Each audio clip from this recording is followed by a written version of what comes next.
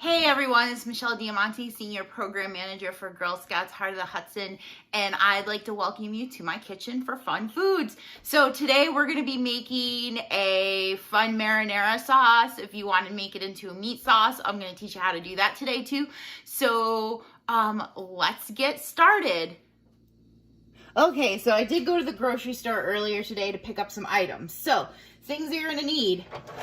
Onions, okay, so you're gonna need about 3 cups of these bad boys, so that's about 2 medium onions, chopped up. Exciting. The next thing you're gonna need, garlic, because what would life be without garlic? So this is about 1/8 of a cup, which is about 8 cloves. So I chopped that up real fine, so we'll put that in a little while.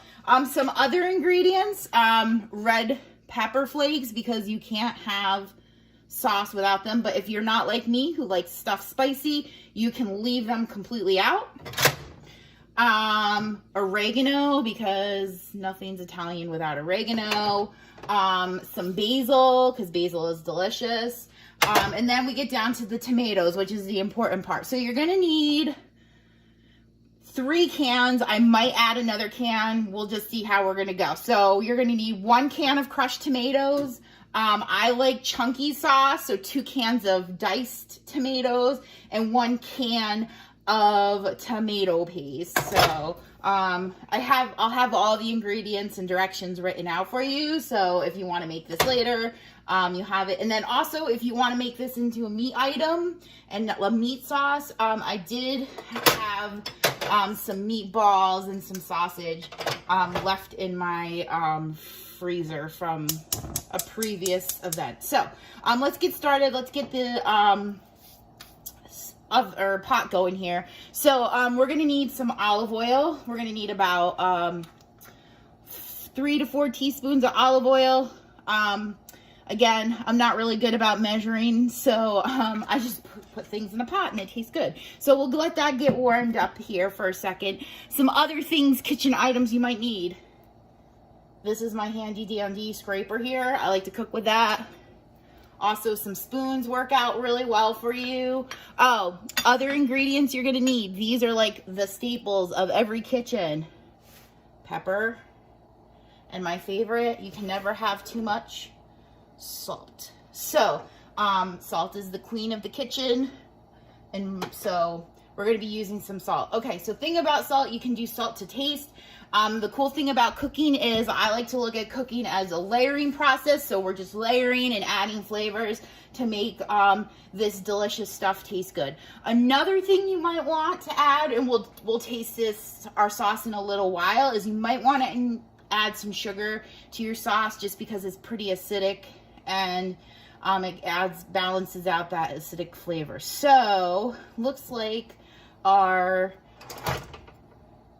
oil here is getting good and hot, so we're gonna dump in these 3 cups of delicious, wonderful onions here. Get those started, and we're gonna sweat these onions out, so we're gonna get a little salt here. All right. And what salt we don't use, we'll throw it over our shoulder for good luck. Woo! All right. So we'll get these going. You want to turn your pot on to about medium high. But it also depends on the type of pot you have. I'm using like a Dutch oven kind of pot because I don't know how to make things in small batches. Actually, I usually make this in a way bigger pot than this, but for the sake of cameras and making a video, I figured 12 gallons of sauce probably wouldn't be such a great thing. Okay, so we're gonna let our onions get nice and cooked here. We want them to get translucent, so that means you can kind of like see through them. So we can just let them sit there for a second while they get cooking. So while they're getting cooked, we can add some pepper. And we can go back and add more if we need to. It's just kind of starting out as our base layer here. So if we need to, we can always add more salt. We can always add more pepper. Not a problem. All right, we're gonna add my favorite ingredient, red pepper flakes. So let's go with half a teaspoon here. Might go a little less than that. I like a lot of spice, but the people around me don't always do. So we'll do a half a teaspoon of red pepper flakes. And we'll let that get in here with the onions. You can see that there's liquid coming out of the onions, which is a great thing. That means we're sweating them just like we want. It's great. Okay, so something you might see while you're cooking. It's not happening right yet in my pot, but sometimes you'll get brown, crunchy spots on the bottom of your pans. That is great. That is some good flavor. Don't get worried if you start to get some browning from your onions. That is totally okay. All right, so our onions are doing good here. They're starting to get a little translucent.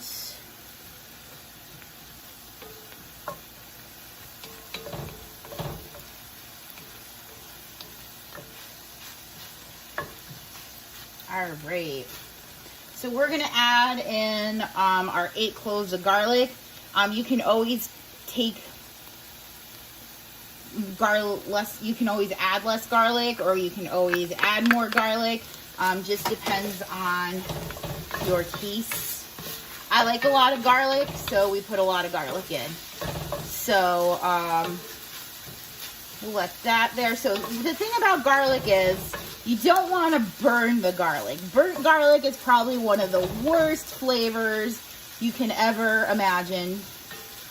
It ruins sauce. It ruins most food if you have burnt garlic. So we really just want our garlic to release those oils into the into our sauce.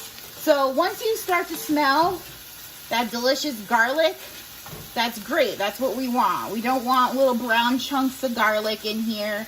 If you want to get real fancy, you can roast the your garlic in your oven ahead of time. So like you do it at 350 for about an hour or so. And you can put roasted garlic in here, which adds just a completely different flavor. It's really sweet versus like adding raw garlic, which is a bit more bitter. So I guess we've learned enough about garlic. Okay, so my garlic is starting to do its thing, so that is good. Starting to smell really great in here. I wish you all could smell through the video.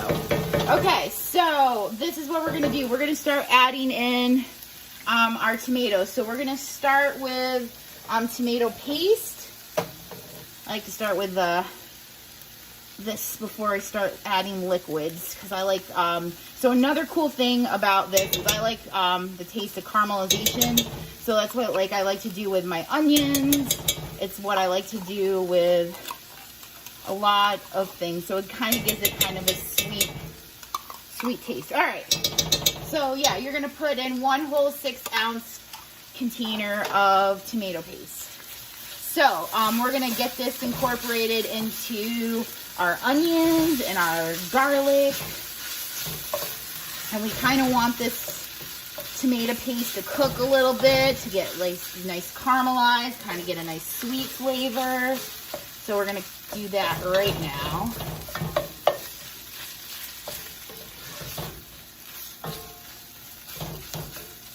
All right.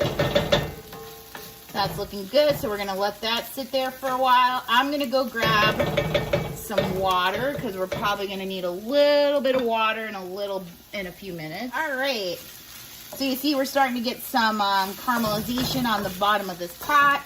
So that tells me it's time to start adding more of our liquid ingredients. So we're gonna add our crushed tomatoes. You can do tomato sauce if you want. I like the texture of crushed tomatoes because it's a little bit thicker. I like a thick sauce. So I use crushed tomatoes, and we're gonna rinse all these cans out in a little bit, so they'll be watery. Okay, 1 can of diced tomatoes. Again, I like chunky sauce. Starting to bubble. Another can of crushed tomato, or actually diced tomatoes. Stir this all up. Adjust the heat a little bit so we don't get any burning. All right. We're gonna add a little, clean out some of these cans here. So, a little water. Swish it around a little bit. Dump that right in there.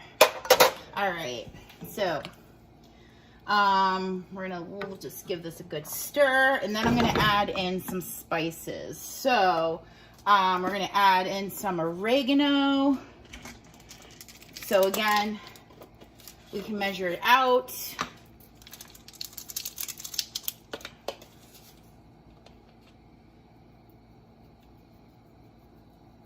So this is about a tablespoon of oregano.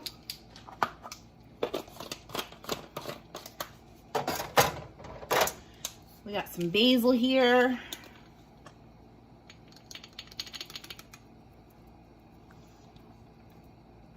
And we're gonna put about a half a tablespoon of basil. Give that a good stir. We're gonna turn the heat down to medium-low because we don't want any burning to happen. And here's the thing about our sauce right now is that we're gonna let it do its thing. We're gonna let the onions, the garlic, the tomatoes all marry each other here. So we're gonna let this cook on low for probably, I'm gonna say about an hour. And then we'll come back, we'll taste it, we'll adjust the flavors if we need to add more salt and pepper. If we need to add anything else to make this delicious sauce for our dinner, we will. Another thing, so if you want to do vegetarian and you don't want any meat, like you can leave it right here and now and come back and finish salting and seasoning it now. But because I'm going to make a meat sauce, I'm actually going to add my meatballs that I had left over. So we'll put these in. I also have some sausage we're gonna add in. So this is all pre-done ahead of time. We'll get those lovelies in there, get them covered up with some sauce. Beautiful. All right, so I'm gonna turn the heat down and we're gonna let this go low and slow for about an hour. We'll come back, we'll check on it and see where we're at if we need to adjust the flavors. So I'll see you in an hour. All right, everyone. So this is my favorite sound. So we've let this cook for an hour. I just stirred the pot. So let's do a little taste test to see how we're doing so far. So let's see here. It's really hot. So when you do this, make sure you blow on your spoon and stuff because you don't want to burn your mouth. Not bad. Definitely need more salt.